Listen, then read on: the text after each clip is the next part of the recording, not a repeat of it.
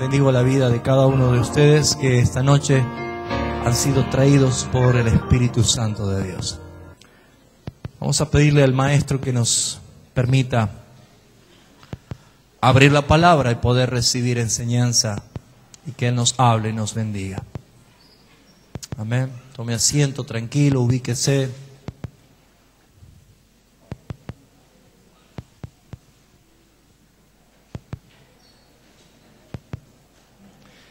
Padre, queremos darte gracias en esta noche por permitirnos adorar tu nombre, Señor.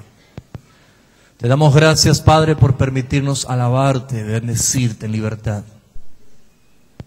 Gracias por este lugar que podemos utilizarnos para proclamar tu nombre. Sabemos que cualquier lugar es bueno mientras estemos unidos en un mismo espíritu, Señor. Y porque estamos unidos esta noche, te ruego, Padre, de que tú permitas que por medio de tu Espíritu Santo nos hables y que corrijas nuestras vidas, sabiendo que el tiempo se acerca, Señor, y tú vienes a buscar a tu iglesia. Gracias, Padre Santo, por esta noche en el nombre de Cristo Jesús. Amén. Gloria a Dios.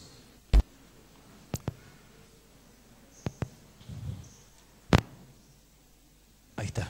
Había un extraño ruido, no sé qué era.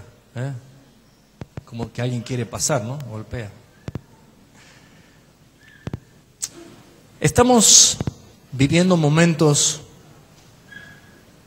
muy agitados en el mundo y creo que es importante entender que todo esto está profetizado por el Señor. Y en verdad esta noche yo siento una profunda responsabilidad. Como tantas veces me toca abrir la palabra y transmitirle un mensaje. Un predicador no es un monologuista, sino que es un anunciador, un comunicador de un mensaje que viene de parte de Dios. Y cuando uno habla de parte de Dios, tiene que tener sumo cuidado de no hablar cuando Dios calla. Y hablar cuando Dios habla lo que Él quiere que se diga. Y creo yo que cada vez que tenemos la oportunidad de escuchar mensajes,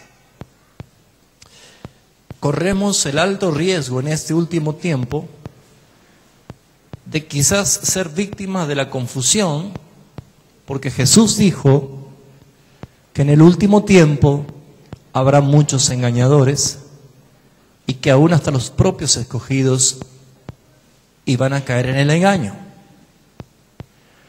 Entonces, para mí no es fácil ser considerado un predicador más, porque podríamos caer en el riesgo de ser los predicadores del último tiempo y que van a abundar aquellos que hablan falacias, mentiras, herejías y fábulas. Para mí es muy importante que todo lo que enseñamos usted lo escudriñe en su casa y que lo pueda atestiguar con la convicción del Espíritu Santo. Entonces, para mí, sí es un privilegio hablar de parte de Dios, pero es una altísima responsabilidad y con mucho temor. Les confieso que tengo mucho temor cada vez que estamos acercándonos al tiempo en que Él viene a buscar a su iglesia. Me es mucho temor estar parado acá, porque ustedes tienen un precio muy alto, su vida tiene un valor muy alto, es la vida de Cristo, el Cordero de Dios, es el costo más alto que alguien podría haber pagado por un ser humano, lo pagó Dios. Entonces hablarle de algo de que yo lo pueda confundir o sacarlo a la apostasía seguramente es terrible, es peligroso. Pero si yo le hablo conforme a la palabra de Dios y el Espíritu le trae testimonio de que es así, lo único que queda acá es que usted tenga la decisión de cambiar y de someterse al Señor. Naturalmente, los únicos que van a oír la voz del Padre y van a obedecer son sus hijos. Esto es un principio que lo ha declarado Jesús en la Escritura y es un principio que naturalmente lo vivimos. Alguna vez di el ejemplo que si usted se va a buscar a su hijo al colegio y usted lo llama, su hijo en medio de una cantidad de alumnos se va a dar vuelta y lo va a escuchar porque reconoció su voz y va a acudir a donde usted está porque es su hijo. Pero un hijo extraño, alguien que no es su hijo, no le va a prestar atención porque no es su hijo. Yo creo que Dios está hablando con tanta claridad en este tiempo. Estar hablando cosas tan profundas que solamente los verdaderos hijos de Dios están escuchando. Ser un hijo de Dios es ser un verdadero convertido, un verdadero transformado por el Espíritu. Pero los hijos también pueden errar. Los hijos también se pueden equivocar. Los hijos también pueden ofender al Padre. Pero mientras sean hijos del Padre, siempre van a tener la oportunidad de reconciliarse con Él. Siempre van a tener la oportunidad de ser perdonado por el Padre. Jesús dijo claramente que el Padre no a todos los va a conocer. Por más que le digan Señor, Señor, en aquel día el Señor dirá, no te conozco. Pero los únicos que Él conoce son aquellos que han sido engendrados por Dios. Y ser engendrados por Dios habla de una naturaleza distinta a la que uno tiene. Es tener la naturaleza o ser participantes de la naturaleza divina, la naturaleza de Cristo. Pero muchas veces, y más en este tiempo, se puede enseñar, se puede hablar, exhortar con la palabra, pero hay muchas personas que no cambian porque no conocen la voz del Padre. El Hijo ama al Padre y hace todo lo que el Padre le dice. El Padre ama al Hijo y le muestra todo lo que Él va a hacer. Ese es un principio. Yo amo a mi esposa y le puedo decir, no me gustan los guisos de tallarines. Pero si yo paro a una mujer en la calle y le digo, no me gustan los guisos de tallarines, ella me puede decir, ¿y a mí qué me importa? ¿Cuál es la diferencia? Que ella me conoce, yo la conozco y hay amor mutuo. Dios te puede haber estado hablando muchísimo en todo este tiempo, pero ¿quiénes son los que oyen? Los que le conocen. ¿Quiénes son aquellos que en verdad prestan atención a la palabra y la ponen en práctica? Los que son los hijos del Padre. Esta noche siento la necesidad de compartir algo muy conocido para los cristianos, pero a la vez muy mal aplicado a la vida. Me gustaría que usted, si tiene su Biblia en su mano, me pueda usted acompañar a la segunda carta del apóstol Pablo a los Corintios, capítulo 10, segunda a los Corintios, capítulo 10, versículo 4.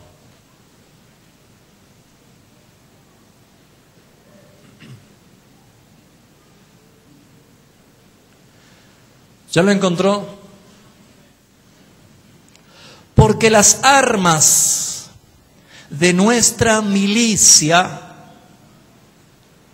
no son carnales. Las armas de nuestra defensa no son carnales, sino poderosas en Dios para la destrucción de fortalezas, derribando argumentos y toda altivez que se levanta contra el conocimiento de Dios, llevando cautivo todo pensamiento a la obediencia de Cristo. Romanos capítulo 1,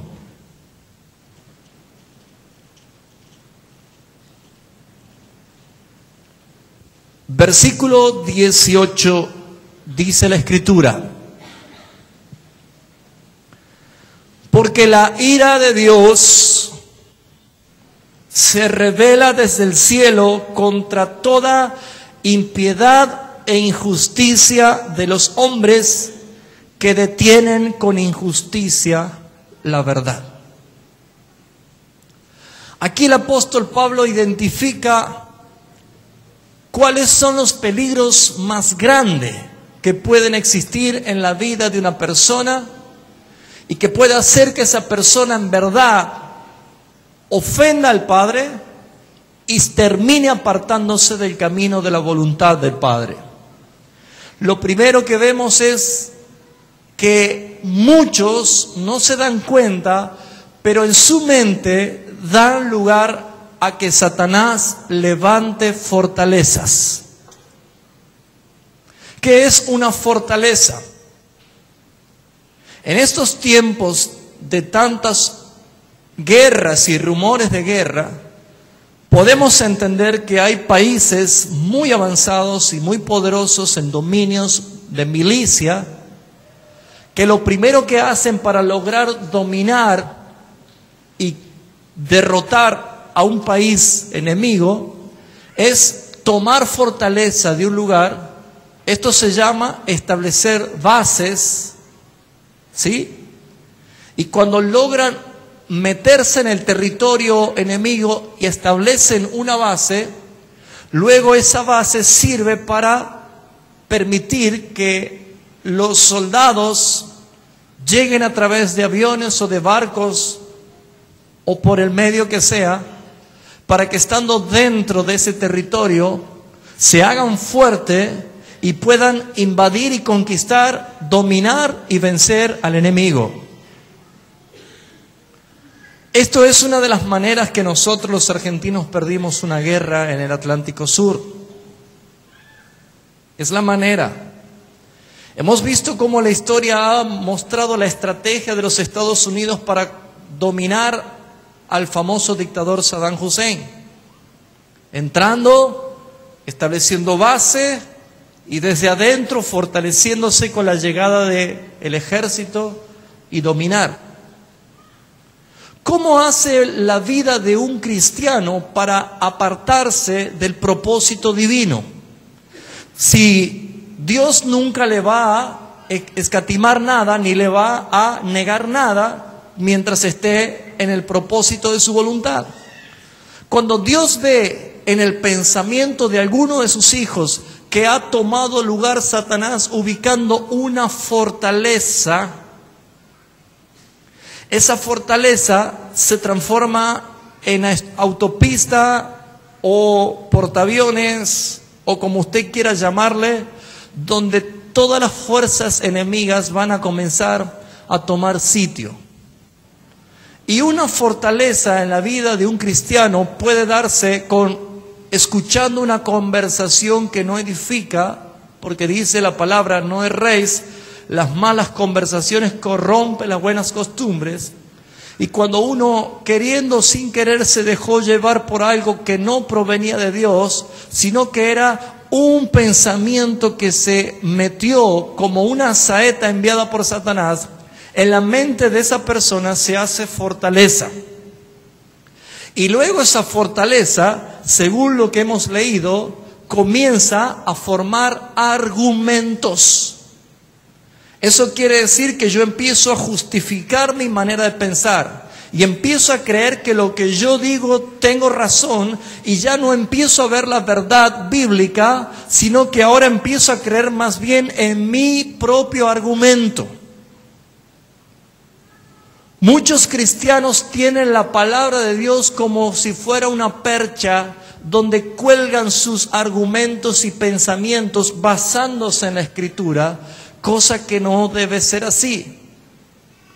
Hasta hoy en día hay quienes pueden justificar la homosexualidad llamándose cristianos porque dicen que han encontrado argumentos en la palabra.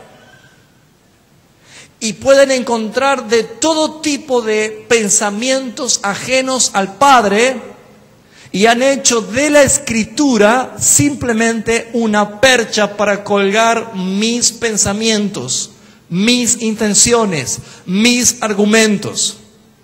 Cuando un cristiano se deja alcanzar por un pensamiento que viene de Satanás, si no lo lleva cautivo inmediatamente bajo la obediencia de Cristo, se levanta altivez, muros altos, pensamientos elevados que lo único que hace es caer en lo que provoca verdaderamente la ira de Dios.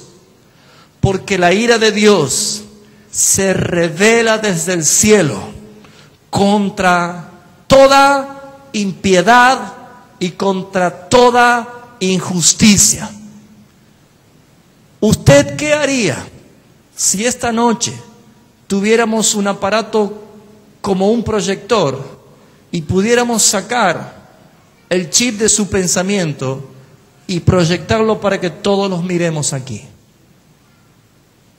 Todo lo que usted pensó en el día de hoy, todo lo que usted pensó en esta semana, todo lo que usted pensó en este mes, y nos arriesgamos más, todo lo que usted pensó en estos últimos años. ¿Cuántos creen que no tendrían vergüenza de la exposición pública de lo que hay en nuestros pensamientos? ¿A cuánto les daría vergüenza que el Señor revele públicamente hoy todos los pensamientos que usted tiene? ¿A cuánto les daría vergüenza? ¿Y usted no tiene vergüenza que el único que debe ver, lo ve?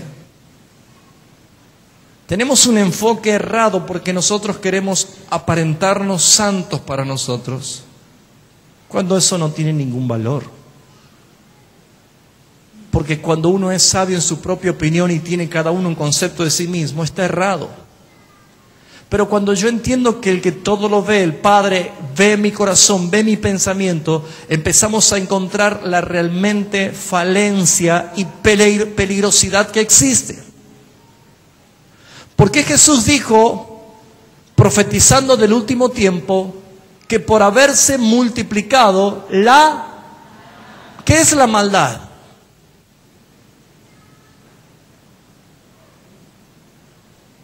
Diga conmigo, los pensamientos que no vienen de Dios. ¿De dónde vienen esos pensamientos? Dígalo fuerte, ¿de quién? No. Los pensamientos son de continuo solamente el mal en el hombre. Sobre toda cosa guardada, guarda, ojo, guarda tu corazón, porque de él fluye la vida, mana la vida.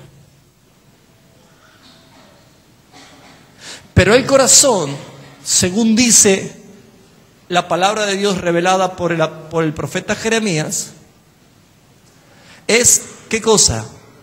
Engañoso y perverso más que todas las cosas. Diga conmigo, yo tengo un corazón más perverso. ¿Dice o no dice más que todas las cosas? ¿Incluye a Satanás? Y esos pensamientos que, según dice en Génesis, anótenlo usted si quiere leerlo luego, Génesis capítulo 6, versículo 5, dice: y vio Dios, Dios es el que vio que de continuo, todo el tiempo, no había un minuto ni un segundo de la vida de la persona que haya la posibilidad de tener un pensamiento bueno. Vio Dios que de continuo, solamente en el corazón de ellos, en el pensamiento de ellos, era solamente el mal. Volvemos a la profecía de Jesús: y por haberse multiplicado el amor de muchos, ¿qué es la maldad? Los pensamientos que fluyen de mi naturaleza rebelde. Llevando cautivo todo pensamiento, llevando cautivo, apresando, atando todo pensamiento, bajo la obediencia de Cristo. Esos pensamientos que usted convive todos los días, esos pensamientos que usted no está dispuesto a crucificarlos, esos pensamientos que usted lo perfuma y le echa cualquier clase de loción para que pueda olerse un poco mejor, sigue siendo detestable a los ojos de Dios. Esos pensamientos que uno trata de justificarlo con la palabra de Dios. Esos pensamientos que son fortalezas porque yo mismo defiendo mis pensamientos y quiero convencer a otros de mi pensamiento. Yo lo único que estoy haciendo es argumentar lo que Dios detesta.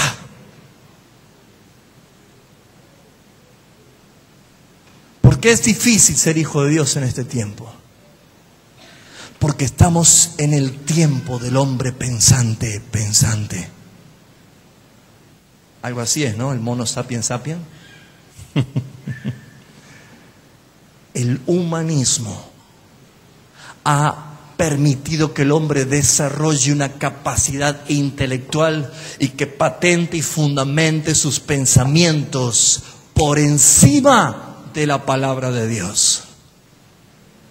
Y por haber caído en este error, muchas personas están viviendo las consecuencias de la degradación que solamente Satanás logra con aquellos que caen en sus trampas. Quiero que usted me acompañe a una parábola que la conoce muy bien. Y yo siempre dije, ¿por qué este tipo de parábolas se le enseña en la escuelita dominical para niños y no reflexionan los adultos? Porque si reflexionaran en esta parábola y entendiesen esto, no habría tantos cristianos pródigos, no habrían tantos hijos pródigos. Ya sabe que me refiero a la parábola del hijo pródigo que está en Lucas capítulo 15. Quiero hacer referencia en esta noche a una parábola que por lo general se la usa para evangelizar. Pero uno antes de conocer a Cristo no es hijo. Y esta parábola es dirigida para hijos. Esta parábola es para cristianos, es para hijos, no es para evangelizar. Si usted quiere evangelizar, háblele de su condición de pecado y de culpabilidad delante de Dios y que debe arrepentirse porque hay la ira de Dios delante de sus ojos. No hay otra palabra para evangelizar. No ponga ni 4 leyes, no le prometa la vida de color de rosa, no le diga para de sufrir, nada de eso. Aquel que usted tenga que evangelizar, háblele la Escritura y dígale que Dios está todos los días airado con el pecador. Y mientras uno no se quebrante y se arrepienta reconociendo que sin Él yo jamás podré tener la salvación, nunca va a poder estar en la vida del eterno, sino que condenado para siempre en el infierno eterno. Pero la palabra es muy clara, lo que Jesús cuando habló es muy claro, habla para hijos. Y en este caso esta parábola es una parábola que Jesús estaba haciendo referencia porque ya estaba él siendo criticado porque él compartía con publicanos, con rameras, con pecadores. Y los fariseos comenzaban a murmurar de Jesús.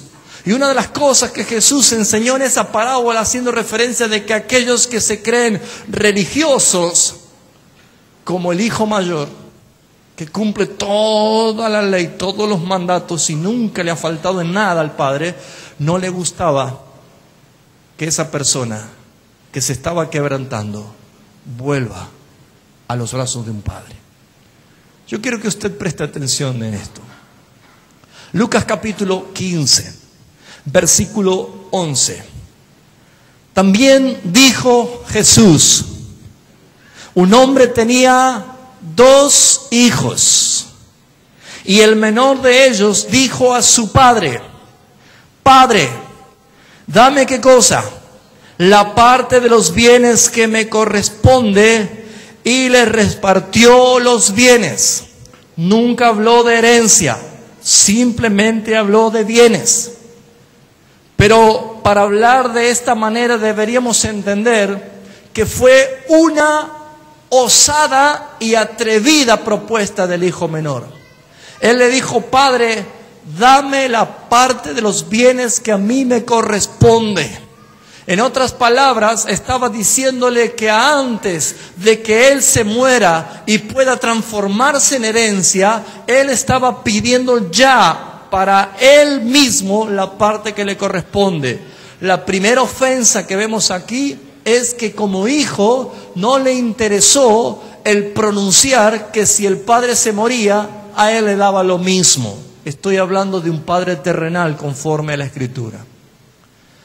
Fíjense ustedes que el padre escuchó que su hijo le pidió la parte de los bienes. Los bienes, no la herencia, bienes, cosas materiales.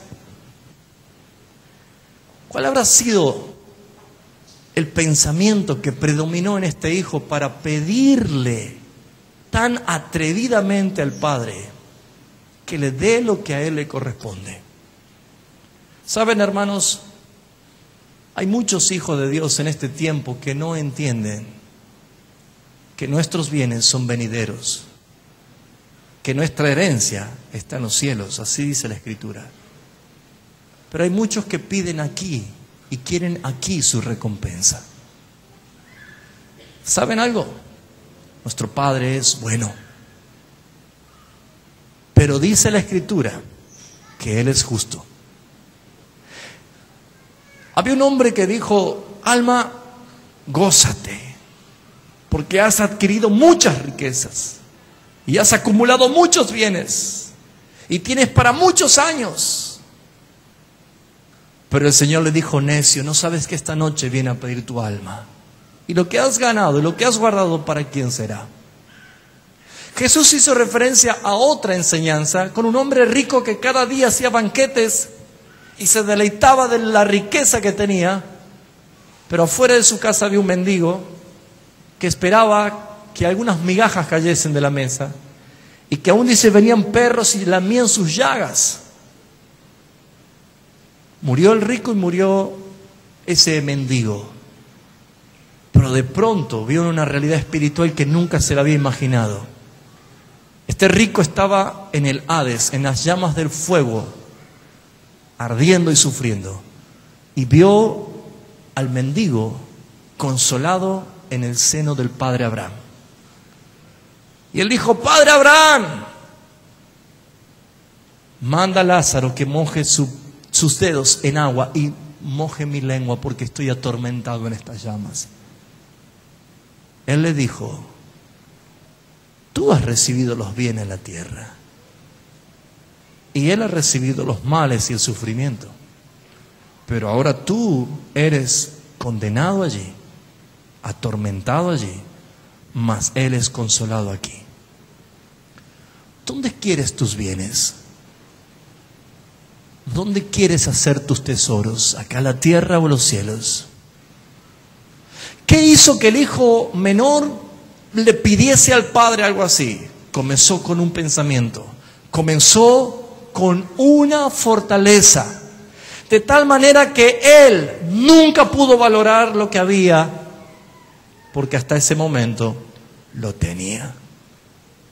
Dice el versículo 13, no muchos días después, juntándolo todo, el hijo menor se fue lejos a una provincia apartada y allí desperdició sus bienes viviendo perdidamente. Juntándolo todo, probablemente habrá hecho de sus bienes dinero. Seguramente vendió cosas, capaz que el padre le dio hasta una cantidad de animales, vacas, bueyes, corderos, y seguramente lo habrá negociado, habrá vendido para irse con dinero. El costo de los bienes es lo que él desperdició. Pero fíjense ustedes, se fue lejos. Una de las cosas que hoy muchos no se dan cuenta es que no es bueno estar lejos del Padre. Pero no se dan cuenta, ¿por qué? Porque se van con todo lo que el Padre le dio. ¿Dónde comienza una fortaleza a hacerse argumento? Hoy en día muchas personas dicen, yo estoy bien. Y estoy bien en casa. Puede sentirse bien un mes, puede sentirse bien 5 meses, puede sentirse bien un año, pero de pronto va a empezar a agotarse todo lo que se llevó. Y aquella fortaleza que se comenzó a hacer argumento porque se autoconvencía. ¿Qué es lo primero que dice uno cuando se va de la casa? Ahora soy libre. Ahora nadie me va a controlar. Puedo llegar tarde. Puedo levantarme a la hora que quiera. Puedo tomar una cerveza sin que nadie me esté diciendo. Puedo tener amigos que antes no lo tenía. Y como se saben personas que tienen su dominio propio, no miden la consecuencia de estar deslizándose día a día. Le estoy hablando a hijos, porque esa parábola es para hijos. Y muchas personas experimentan esa libertad. Y muchas personas creen que el dejar de congregarse es una libertad. Y muchas personas hasta justifican sus argumentos sabiendo que la palabra dice que no te dejes de congregar. Muchas personas utilizan esa palabra como el perchero de mis propios argumentos, de mis propios pensamientos. ¿Hasta cuándo crees que te van a durar tus bienes? Tus bienes ya no son del Padre, son tus bienes. ¿Hasta cuándo crees que te van a durar tus fuerzas? ¿Hasta cuándo crees que te va a durar tu integridad? ¿Hasta cuándo crees que te va a durar tu fidelidad? ¿Hasta cuándo crees que va a haber adoración en tu boca? ¿Hasta cuándo crees que va a haber paz que gobierne tus pensamientos? Es fácil irse. Y hasta dicen, wow, estoy viviendo el mejor momento. Me sentía esclavizado. Una persona que no ve el beneficio de estar con el Padre es porque un pensamiento se sembró y porque se hizo argumento. Y el argumento comenzó a levantar altivez, una fortaleza dura. Es tan dura que solamente Dios tiene poder para destruirla. Pregunta, ¿crees que tu fortaleza va a ser destruida por el Dios eterno? ¿No es mejor llevar cautivos esos pensamientos mientras son pensamientos y no hacer que la ira de Dios que se revela desde el cielo contra toda impiedad e injusticia? Porque para Dios no es justo, para el Padre no es justo que todo lo que Él tiene para darte diariamente, alguien le diga, me voy de tu presencia. ¿Cuánto están entendiendo? Dejándolo todo, se fue lejos, llevándolo todo, juntándolo todo, se fue lejos. Y desperdició allí los bienes, viviendo perdidamente. ¿Saben que por ser hijo menor y por una ley de Moisés le correspondía la tercera parte? Fíjese en esto. De todo lo que era el padre le correspondía la tercera parte. ¿Por qué? Era la parte del padre y la parte doble del primogénito. Porque por ley, los bienes y la herencia era para el primogénito, el hijo mayor, doble herencia. Cuando el hijo le dijo, papá, dame la parte de los bienes que me corresponde, él no le tocaba parte de la herencia porque era menor. La herencia que podría haber recibido el hijo cuando el padre haya muerto era de la última parte que quedaba para que él lo reciba. Sin embargo, al pedirle así, estaba tocando una legalidad. Porque uno dice, ¿por qué el padre no se negó? ¿Usted qué le diría a su hijo si le pide algo así? No. ¿Por qué el padre no se negó? Porque el padre, conforme a una ley, no se olvide que esta es una parábola judía bajo la ley de Moisés, y por ser justamente un padre que amaba a Dios y que cumplía la ley, él no pudo decirle que no, porque el hijo tocó la legalidad y por ende no puede Dios contradecirse. Pero muchos que dicen, Dios, dame aquí lo que yo necesito, lo que yo quiero para mi beneficio, no te lo va a negar el Señor. Pero ¿hasta cuándo te va a durar? ¿Hasta cuándo te va a durar lo que te llevaste? Dice el versículo 14, pero cuando todo lo hubo malgastado, lo malgastó, no lo gastó, sino que lo malgastó. Cuando todo lo hubo malgastado, vino una gran hambre en aquella provincia y comenzó a faltarle. Este hijo malgastó. En otras palabras, gastó mal. Le voy a hacer una pregunta que le puede llegar a doler. ¿Se arrepintió alguna vez de haber gastado mal el dinero? ¿Compró algo mal y se arrepintió? ¿Sí o no? ¿Para qué me compré un bote si no hay mar aquí? ¿Para qué me compré un barco si no hay mar? ¿Para qué? ¿Sí o no? ¿Para qué me compré bananas si no tengo licuadora? Por dar un ejemplo, ¿no?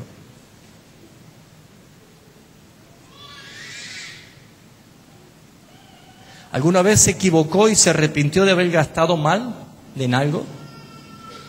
Imagínense que usted gaste todo lo que tiene, todo lo que ya es de usted, y lo gasta mal, viviendo perdidamente. ¿Sabe de qué se trata? De que los hijos que deciden salirse de la voluntad y la protección del Padre y del abrigo del Altísimo, ninguno, por ley y por principio, ninguno va a invertir bien sus bienes. ¿Me escuchó? Ninguno. Según dice el versículo 30, a ver, dice el versículo 30, ¿en qué malgastó los bienes? Esto era lo que decía el hermano mayor, ¿no?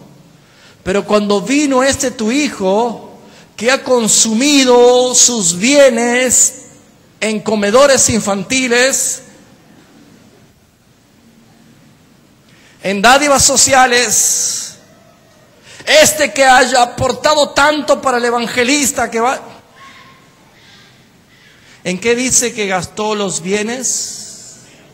En placeres mundanos. ¿Usted cree que estando en la casa de su padre le va a decir, papá, ¿me das plata para una ramera? Quizás para una remera, ¿no? Pero seguramente el padre iba a hacer esto. ¡Pah! Nunca estando en el abrigo del padre iba a invertir mal, porque el padre no le iba a dar para lo malo. Cuando un cristiano empieza a probar cosas que son deleitosas para la carne, es cuando ya no están bajo el abrigo del Altísimo. Y la evidencia es clara. Y el argumento es, pero yo estoy bien. No se olviden que Dios es soberano y Él es el que dice cuándo va a venir la malaria. ¿Me está entendiendo? Él dice cuándo se te va a cerrar el círculo. Él dice cuándo se te va a terminar todo. Él dice hasta aquí llegaste. Porque Él es soberano. Pero cuando un pensamiento de alguien, quizás este hijo menor habrá conocido a alguien de un lugar lejano, por eso dice que apenas él pudo tener sus bienes, se fue lejos a una provincia lejana. ¿Por qué lo hizo? Porque sabía dónde quería ir. Él sabía dónde quería ir. Y por esa razón es que seguramente una palabra, un pensamiento, un indicio, una intuición, lo que sea, pero algo anidó en su mente. Algo vino a su cabeza. Hermanos, nadie se hace apóstata del día a la mañana o el día a la noche. Nadie se desvía por sí. Si alguien está necesitando del abrigo del Altísimo, es hora de entender que esta parábola no es para evangelizar, es para reconciliar hijos. ¿O no dice la Escritura en Malaquías capítulo 4 que antes de aquel día grande y terrible Dios enviará al espíritu de Elías? Él hará volver el corazón de los padres a los hijos y de los hijos a los padres. Se llama reconciliación, hermanos. Cuando alguien aloja un pensamiento que se hace argumento y luego se hace una fortaleza, ¿sabe qué se llama eso, hermano? Se llama hechicería.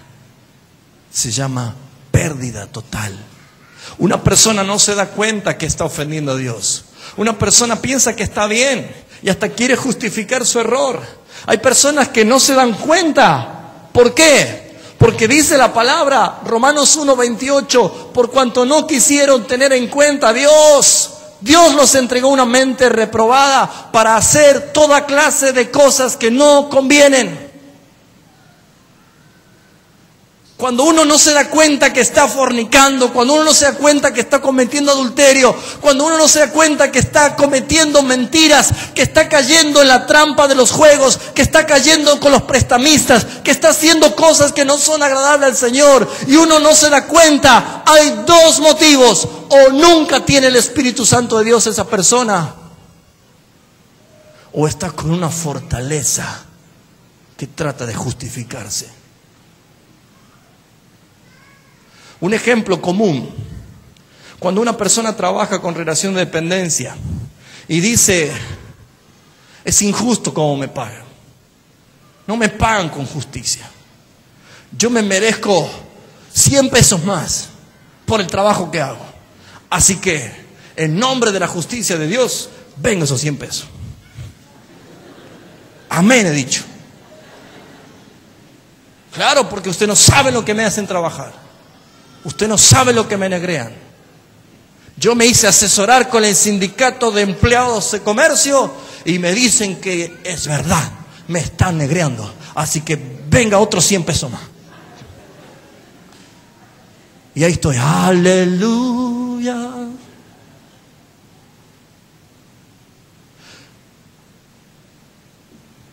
Dije algo falso. Es un ejemplo de cómo yo puedo hacer de la palabra un perchero y poner en mi mente argumentos. No sé, yo me enamoré de esa chica porque mi esposa se puso fea. Entonces uno, bueno, me dejó llevar. No justifique con nada el pecado. ¿Me escuchó? No justifique con nada. Al pecado hay que nombrarlo desde la P hasta la O con letras mayúsculas y en público, para que mi alma se sienta quebrantada y entonces pueda pedir perdón al Rey. Porque hay cristianos que andan como pródigos. Claro, hasta ahora muchos pródigos todavía le queda algo para llamarse libre. Pero ¿qué vas a hacer en el tiempo en que Dios ha comenzado a traer el nuevo orden mundial? Porque el Señor está por ordenar de nuevo al mundo. Nada más que esta vez lo va a destruir para traer algo nuevo, genuino. La gente dice, viene la nueva era de hielo. Yo creo que ya la era de hielo está en el corazón de muchos, ¿no? Insensibles, pacatos, no pueden sentir nada, ni siquiera conmoverse con la palabra de Dios. Si este es tu estado, si esta es tu condición hoy, yo empezaría a ocuparme y a preocuparme por el estado en que estás. Nunca va a cambiar la palabra. Así dice la Escritura. Los cielos y la tierra podrán pasar, pero mi palabra no pasará. Amén. Cuando todo lo hubo malgastado, vino gran hambre a aquella provincia y comenzó a faltarle. Comenzó a darse cuenta. Comenzó a decir, ay, ay, ay, ay, ay, cuento y no me alcanza. Algo está pasando. Lo que para antes era fácil gastar y malgastar y comprar lo que quería, hoy me doy cuenta que me está faltando. No hay en el depósito de gozo, gozo. No hay en el depósito de paz, no hay paz. No hay en el depósito de seguridad, seguridad. No hay en el depósito de santidad. Queda muy poquito de santidad. Porque hoy te ves como un hijo bañado por la luz de la sangre de Cristo, pero te ves mirando pornografía. Te ves yendo a boliches, yendo a fiestas, fornicando. Dios no ha cambiado, tú cambiaste, tú eres culpable. No aplauda, es de ustedes que estoy hablando. Somos culpables de no entender el propósito del Rey. Somos culpables de no darnos cuenta de la situación que vivimos. ¿Quién refrena tu lengua? Porque si yo soy una persona que estoy en santidad, va a brotar de mí la palabra que alaba al Rey. Pero si estoy juntado con gente que no edifica, mi boca va a ser una cloaca. Escúchate un minuto cómo hablas. Y cuando maldices, ¿qué pasó con el pródigo? ¿Puede un hijo caer en esto? ¿Puede un hijo llegar a esta situación? Aún peor puedes llegar.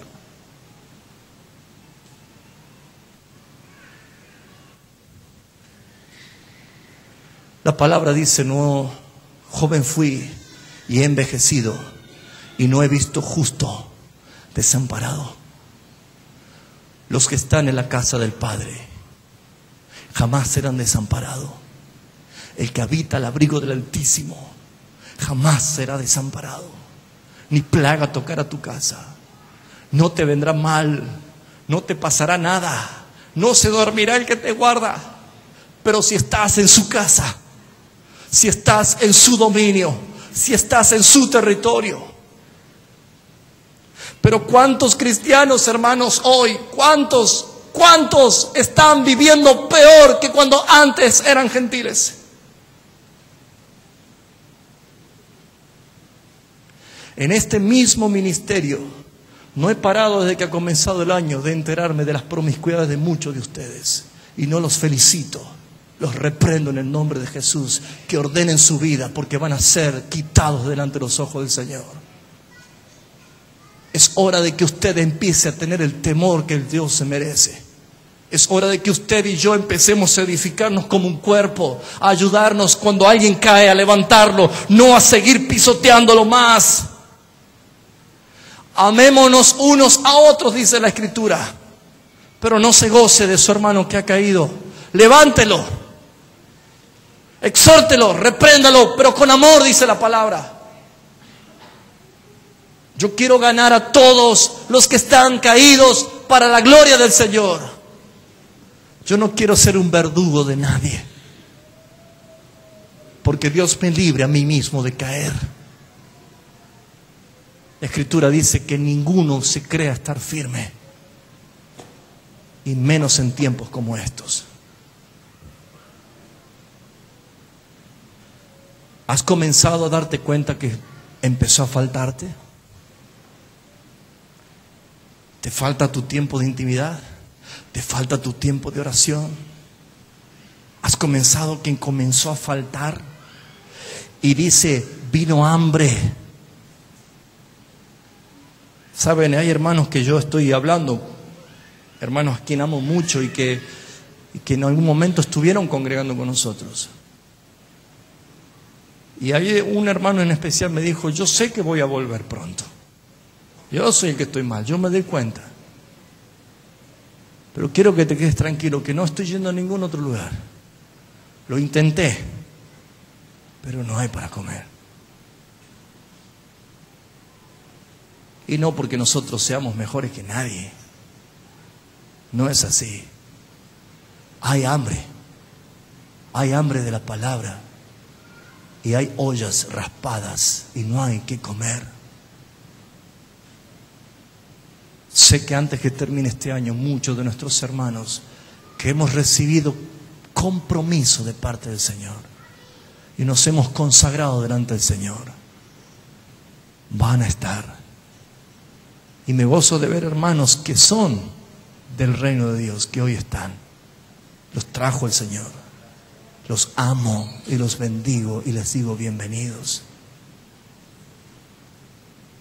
Pero si hay algo que el Señor quiere es que nosotros podamos comprender que si Él nos está reuniendo, no es para proclamar. ¿Sabe por qué pongo esto ahí, no? Hay un hombre muy feo atrás.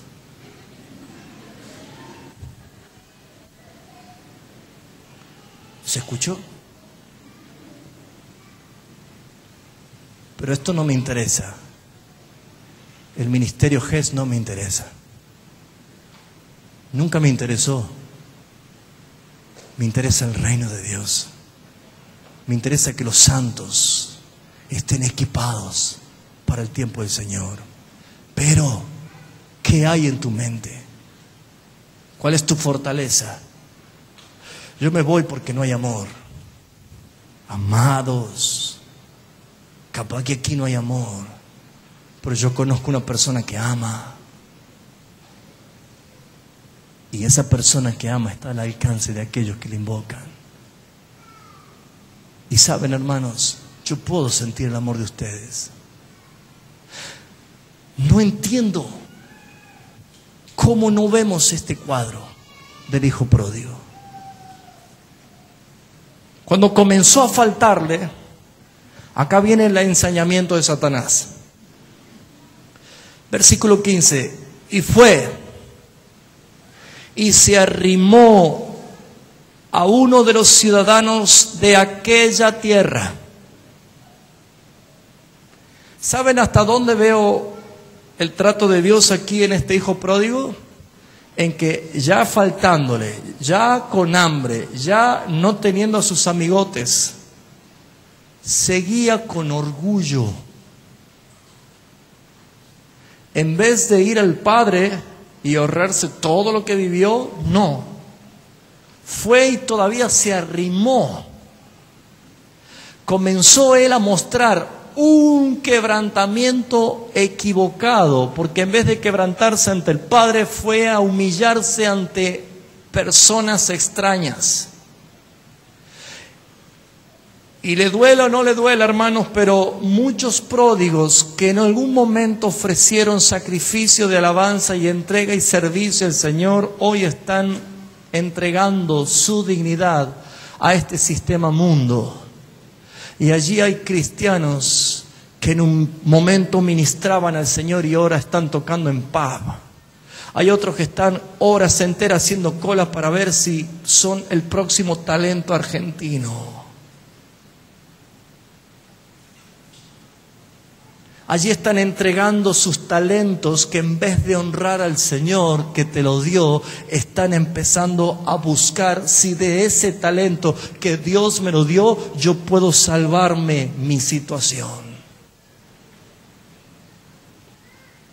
Cuidado, porque lo que quiere Satanás es esto. Se arrimó, el cual le envió aún más abajo, a que apacentase cerdos. Si había algo que para un judío era algo terriblemente inmundo y degradable y prohibido por Dios, era tocar un cerdo. ¿A dónde lo llevó Satanás a este pródigo? A que pastoree chanchos. Hay gente que ha sido llamada para pastorear ovejas del rebaño y terminan pastoreando chanchos.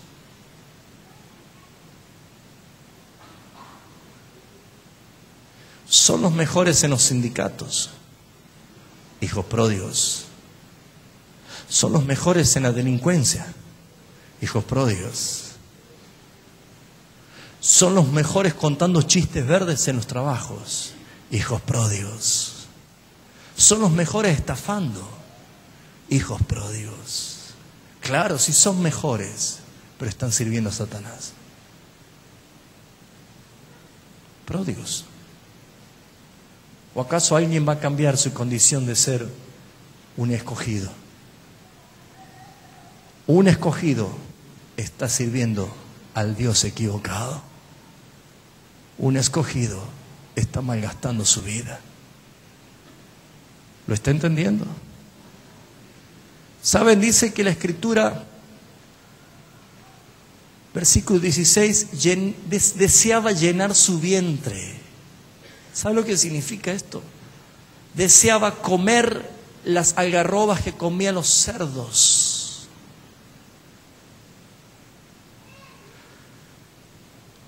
¿Cuántos de ustedes dicen, nadie cocina como mi vieja?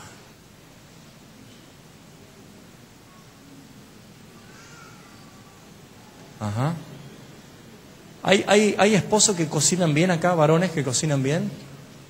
Sí, ya te voy a visitar. O sea que las mujeres dicen, nadie cocina como mi viejo. ¿Sí o no?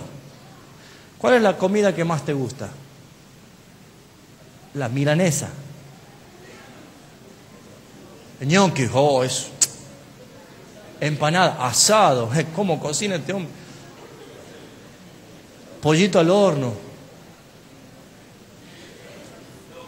Muy bien, ¿alguno de ustedes alguna vez comió un manjar que nunca lo probó en su vida? ¿Qué probaste?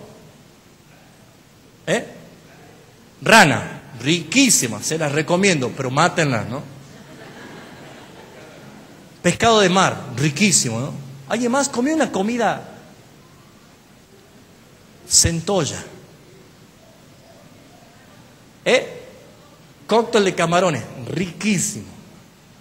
Mire, una vez yo fui a ministrar allá a Salta, estaba en Tartagal, y terminamos de ministrar, y un hermano, claro, uno se sienta y ya ve la parrilla, y un costillar impresionante, y claro, uno dice, Señor, ya terminamos en el espíritu.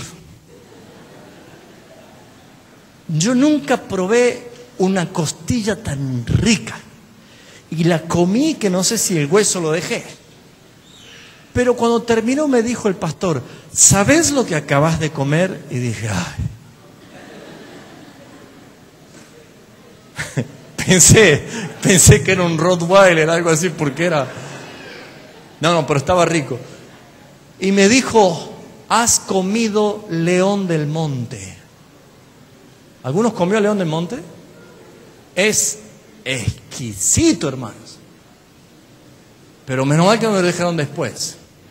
Ahora, cuando uno probó una comida exquisita, y le gustó, obviamente, saben que nosotros tenemos, por naturaleza, las papilas gustativas de la lengua, que permiten dar información a nuestro cerebro y almacenar de acuerdo a lo que nuestro jugo gástrico empieza a moverse. Cuando la pensamos únicamente le da señal, ¿sí? Es como que yo le diga ahora, un churrasco rojito para untar el pan con una salsa bien rica de escabeche, unas papas doradas. Mire, uno cuando empieza a pensar, ¿sabe qué hace? Se le llena de agua la boca, ¿sí? Se le hace agua a la boca, porque el cerebro empieza a dar una señal. Escuche, da una señal. El jugo gástrico, a ver, ¿dónde están los médicos? ¿Estoy diciendo bien? El jugo gástrico empieza, manda, dale que te doy el permiso, ¿no? Cuando alguien disfrutó de un sabor extraordinario. ¿Recordás alguna vez en tu vida que Dios te habló una palabra exquisita? En cualquier parte de la tierra, ¿Dios te habló en algún momento una palabra que para vos recibiste era un manjar a tu vida? ¿Cuántos sí? ¿Los demás nunca escucharon nada? ¿Un chisito? ¿Sí? ¿Escucharon algo? Muy bien. Cuando usted escuchó, aunque sea un mensaje de parte de Dios que llenó todo tu ser, que te hizo brotar las lágrimas, que te quebrantaste, que salía adoración de tu boca sin que lo busques, ¿alguna vez viviste ese momento? Quiero ver si alguien recibió en algún momento algo así de parte de Dios. Y si se ha olvidado, piense, porque en algún momento has gustado lo bueno y agradable del Señor. ¿Alguien lo vivió? Quiero ver las manos. ¿Sí? Muy bien. Pero llegar al estado de querer comer comida inmunda es terrible. Porque las papilas gustativas se han olvidado del manjar, se han olvidado de las delicias, se han olvidado del deleite que solamente en la mesa de banquetes del Padre se puede encontrar. El hambre era tal que ya no era comer por necesidad, deseaba. No puedo entender cómo cristianos, como hermanos, como hijos de Dios, cuando hay hambre, cuando tu espíritu clama, desesperado por el hambre de Dios, no puedo entender por qué buscas llenarte con inmundicia de este mundo. No puedo entender. Salvo que tu naturaleza revele que eres tan chancho y tan inmundo espiritual y no una verdadera oveja del redil del Señor. Pero si eres un verdadero hijo de Dios, te va a pasar como este muchacho. ¿Cómo habrá sido su contaminación? ¿Cómo habrá sido su bajeza? ¿Hasta dónde caíste? ¿Hasta dónde caíste? Bendigo a los que en algún momento vean este video y que el Señor te hable hoy. ¿Dónde caíste? ¿Dónde llegaste a perder el sabor de los manjares del Señor? ¿Estás inerte? ¿Estás frío? ¿Estás muerto? Dice que esa crisis, esa situación, esa vivencia lo hizo traer a reacción, hizo romper ese hechizo, estalló en 1000 pedazos la situación, porque de pronto él dice, volviendo en sí.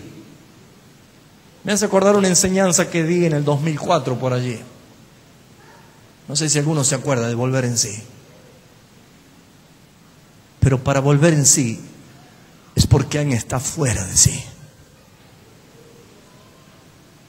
Volver en sí es volver al Padre. Entender, es reconocer, es darse cuenta.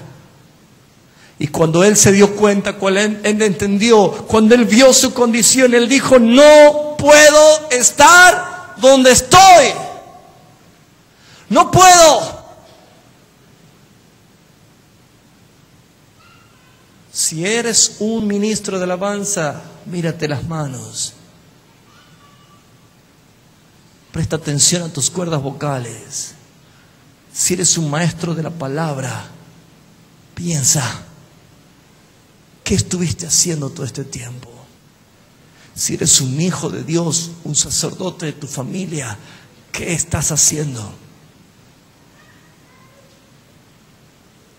Si el ministerio GES es causa de caer en el error, esta noche terminamos GES.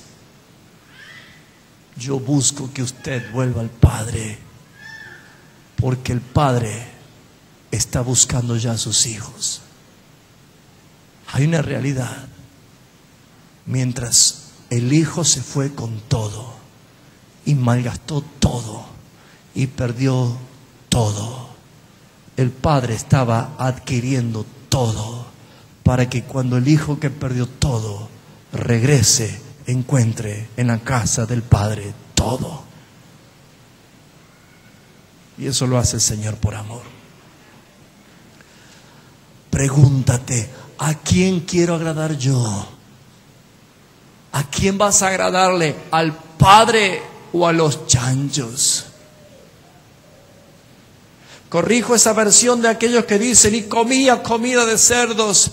Yo veo la misericordia de Dios porque dice que Él deseaba comer las algarrobas de los cerdos, pero nadie le daba. ¿Sabe por qué veo la misericordia de Dios? Porque si este hijo pródigo comía algo inmundo, nunca jamás podía volver a su casa por más que se arrepienta, porque por ley no podía tocar lo inmundo y volver a la casa del Padre en santidad. Yo veo la misericordia de por qué se te cierran las puertas laborales, por qué se te cierran las puertas en la familia, por qué no te sanas de tu enfermedad. Yo veo a Dios en todo esto. Yo veo a Dios cuando todo es oscuridad. Y yo veo a Dios porque no te permite ir más abajo, porque Él aún tiene esperanza de que vuelvas. Eclesiastés dice, en el día del bien goza del bien, pero en el día del mal, de la adversidad, considera. Porque Dios hizo lo uno como lo otro. En el día del mal, no pienses en suicidarte. En el día del mal, no busques culpable. Considera. ¿Por qué no me resulta, Señor? ¿Por qué no pasa nada? ¿Por qué busco y no lo recibo? ¿Sabe por qué nadie te da? Nada. Para que entiendas que del único que debes buscar todo es de tu Padre. Todo. Y volviendo en sí, se miró. Se olió, se despreció a sí mismo.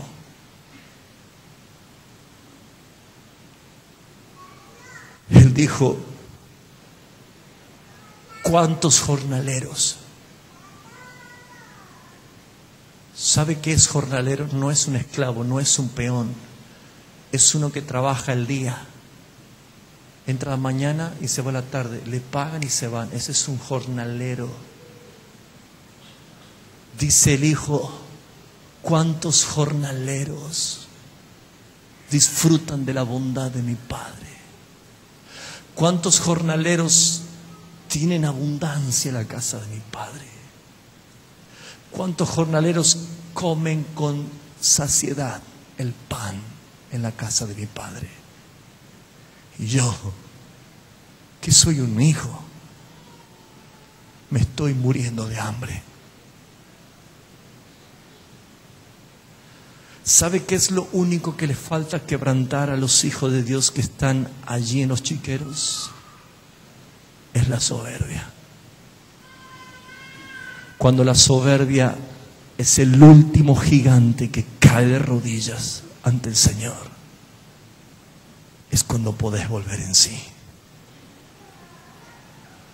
Porque cuando la soberbia quebrantó el yugo que tenía sobre tu vida, deshaciéndose en mil pedazos, viene la actitud: me levantaré y emprenderé regreso. No salgo del asombro de la cantidad de hermanos que desde el principio del año han dejado de venir porque sí. Pero nunca tuvimos una celebración con gente vacía o poca gente acá. No sé cómo hace el Señor, pero siempre el Señor está trayendo a aquellos que necesitan. Guardo en mi corazón la misma esperanza del Padre: que vuelvan, que vuelvan, que vuelvan, que vuelvan al Señor. Y si eres hijo y estás en el chiquero, me gozo en la soberanía de Dios, porque tarde o temprano volverás en sí y regresarás. Queda claro que no estoy hablando del ministerio GES. Quiero que regreses a la comunión del Padre. Voy concluyendo. Él dijo: me levantaré, iré a mi padre y le diré: Padre, he pecado contra el cielo y contra ti. Él identificó su problema. Él identificó lo que lo separaba. Era el pecado. Esa fortaleza que se metió en tu cabeza, en tu mente, y se hizo un argumento. Eso es pecado. Y llámeles como le quieras llamar, no podrás cambiar de opinión ante el Padre, porque lo único que te separa del Padre es el pecado. Y llámeles como le quieras llamar, siempre el Padre verá pecado. Isaías 59:2 dice: tus pecados y tus iniquidades han hecho separación entre ustedes y Dios. Y no te oye el Padre. He pecado, Padre, contra el cielo y contra ti. Ya no soy digno de ser llamado tu hijo. Hazme como uno de tus jornaleros. ¿Sabe qué quería el hijo pródigo? Ir por lo menos trabajar en el día, recibir lo que se le paga a un jornalero, una dracma. Era el jornal, era el día, pagarle el día, pagarle apenas 20 pesos aproximadamente. Y volverse a ir a un lugar desconocido para tratar de que con esa plata pueda comer y volver a otro día y trabajar. Él decía: me conformo con entrar aunque sea un día a tu presencia. ¿Se acuerda del pedido de David? Mejor es un día en tus atrios, que 1000 años fuera de él. Él había tomado esa decisión. Pero cuando volvió y se levantó, dice el versículo 20, y levantándose vino a su padre, y cuando aún estaba lejos, aleluya, lo vio su padre. ¿Sabes dónde te ve el Padre? ¿Desde dónde? Desde lejos. Desde lejos. ¿Y qué hizo el Padre? Por primera vez el Padre salió de su territorio. ¿Sabe la única manera que Dios dejó su trono? Para hacerse hombre y venir a este mundo a buscar a aquellos que estaban lejos. Él salió de su territorio porque lo vio Y dice, fue movido a misericordia y corrió y se echó sobre su cuello y le besó. Estando lejos, el padre salió de su territorio, salió de su casa. Él se fue a buscar a su hijo, porque antes de que su hijo ponga un solo pie en su territorio, debía ser santificado, debía ser transformado. Estando allí, cuando él lo besó, ¿sabe por qué perdonó? Porque el pródigo resolvió su problema en el chiquero, cuando se arrepintió. Dios es justo y Él no puede perdonar, porque alguien tiene que pagar el precio, y lo hizo Cristo. Por eso que Él perdonó cuando alguien lo quebrantó y su culpa fue pagada. Por eso el Padre fue y lo abrazó y lo besó. Yo me atrevo a decirte en esta noche, de que no importa cuán lejos te consideres, y aunque seas un fiel congregante, puedes estar como muchos que de labios honran al Señor, pero su corazón está lejos. El Padre está esperando que vuelvas. Y Él volvió, y el Padre lo vio y corrió y le besó. Inmediatamente conocemos lo que continúa de la historia, porque dice que el Padre apenas le besó, el hijo comenzó a dar su veredicto: Padre, he pecado contra el cielo y contra ti, ya no soy digno de ser llamado tu hijo. Y allí lo interrumpió el padre. No le permitió seguir con el discurso, porque inmediatamente el padre se dio la vuelta y llamó a sus siervos y les dio la orden de que traiga el mejor vestido para vestirle. Pregunta: ¿se había llevado todo, sí o no? ¿Cómo es que en la casa del padre tenía vestido? Y el mejor. Si usted decide independizarse y se va a ir, ¿va a dejar lo mejor en su casa o no se va a llevar lo mejor? Se va a llevar la mejor pilcha, porque quiero que me vean con mi mejor pilcha. Qué tonto el pródigo, se olvidó el mejor vestido. No se olvidó, porque aún de lo que le quedaba al padre, él volvió a comprar, a restituir, a llenar todo: vestido, calzados, anillos. Gloria a Dios. Es mejor volver, es mejor en la restitución, es mejor en la reconciliación que el Padre te da. Saben, hermanos, Cristo viene pronto. Señales hay de más. El espíritu se respira del anticristo en todo el mundo, y el que tiene que venir está viniendo.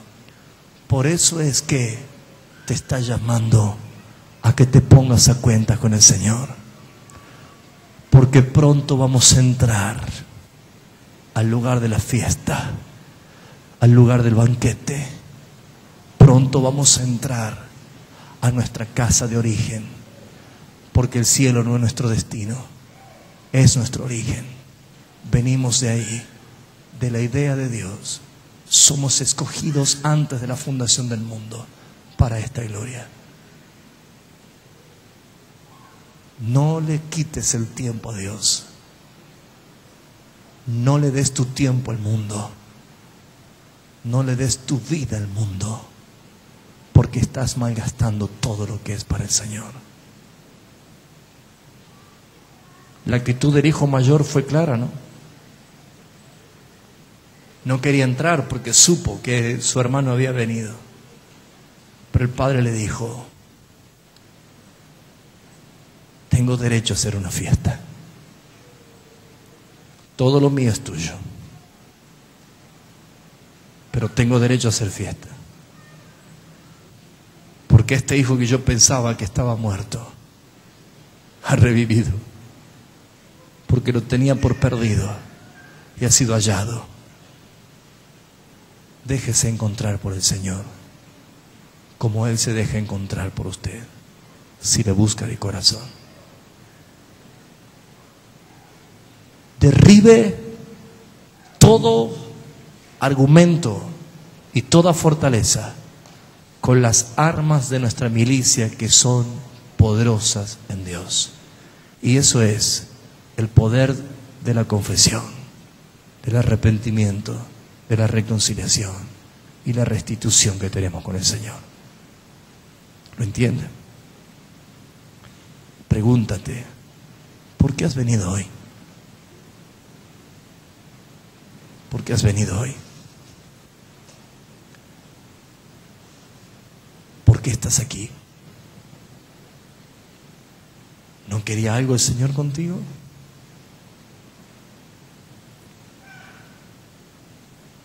¿Hasta dónde está tu reserva? ¿Hasta dónde está tu reserva? Cierra tus ojos.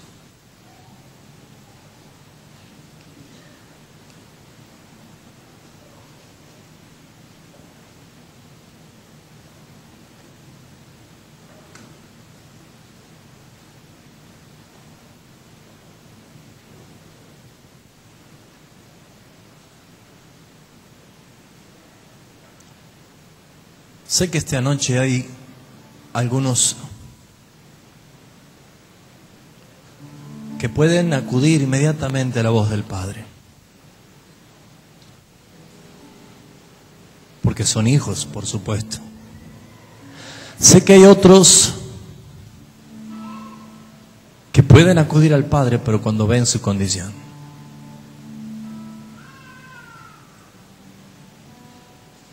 Pero no podemos cambiar la palabra que hemos leído cuando dice: la ira de Dios se revela desde el cielo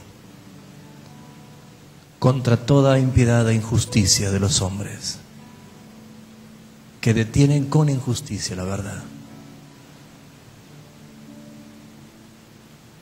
El amor de Dios está todavía fluyendo desde su trono.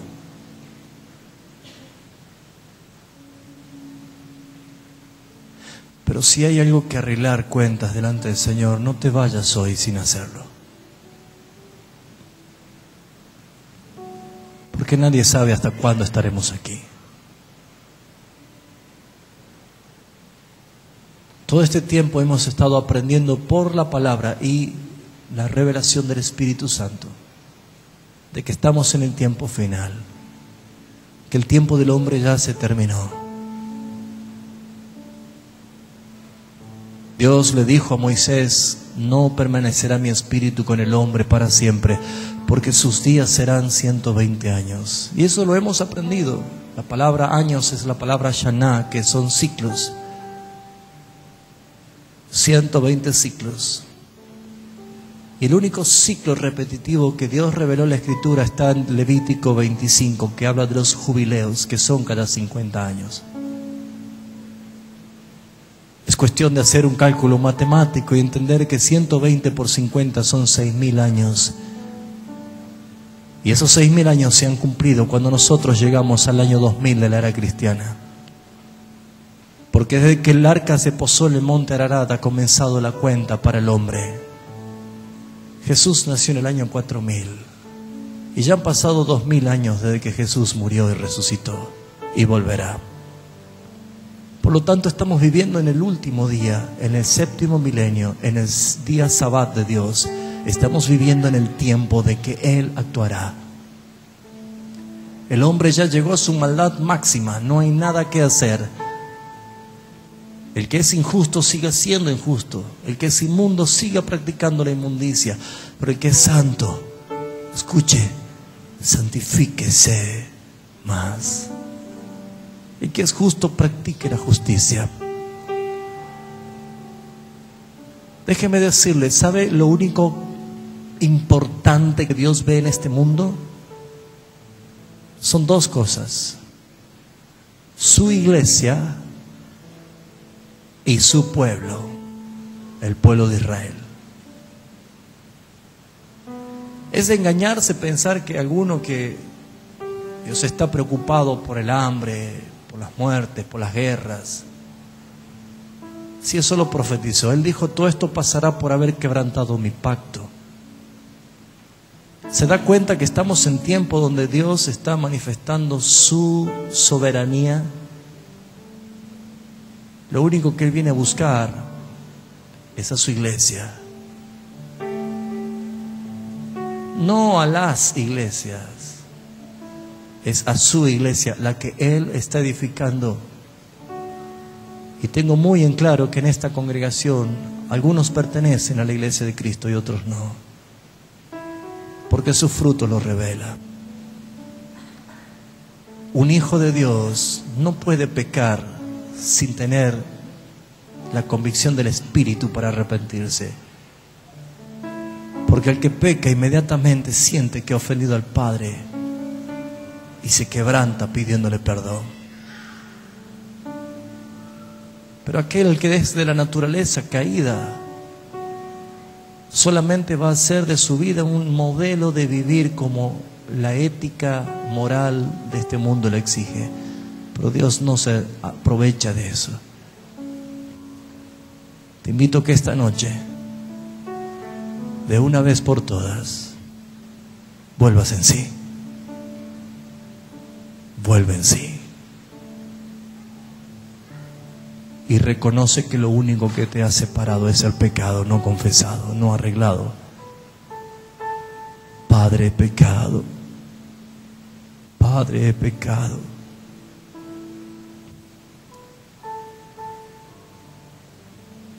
El hijo mayor no se compadeció de su hermano, sino que se enojó porque volvió. Si no se compadeció por su hermano que vuelve, ¿qué se va a compadecer por aquellos que no son hijos de Dios, que aún están vagando? ¿Has pensado en tu familia? ¿Has pensado en tus padres? ¿Has pensado en tus hermanos? ¿Has pensado en tu esposo, en tu esposa? ¿Has pensado en tus hijos? No debería pasar una celebración desde hoy hasta que Cristo venga sin que no traigas a tu familia. Debes traer a los que amas. Háblale todo el tiempo del Señor. No hay otra cosa que podamos hacer, solamente decir: Señor, tu voluntad se está cumpliendo en la tierra como se cumple siempre en los cielos. ¿O acaso crees que Dios está ajeno de todo lo que está pasando? Oh Padre,